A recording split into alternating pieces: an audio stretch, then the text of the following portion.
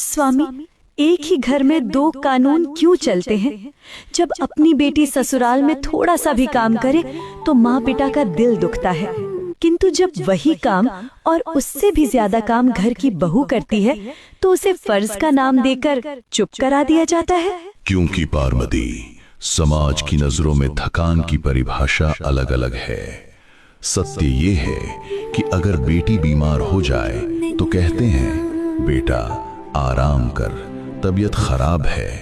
लेकिन अगर बहू बीमार हो जाए तो कहते हैं ये काम से बचने का बहाना है। बहाना?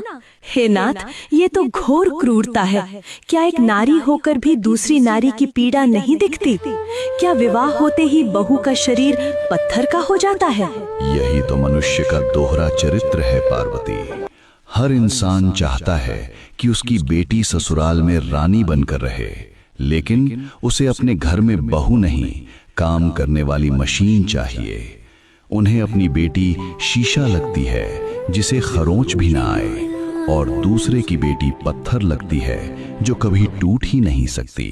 स्वामी, तो क्या बहू होना कोई अपराध है? वो भी तो किसी की बेटी थी, किसी की लाडली थी। इस घर में आते ही क्या उसका वजूद खत्म हो गया? उसका वजूद खत्म नहीं हुआ, बस लोगों की ममता मर गई है। किंतु याद रखना, वो इंसान तभी बनेगी जब सास उसे बहू नहीं बेटी मानेगी।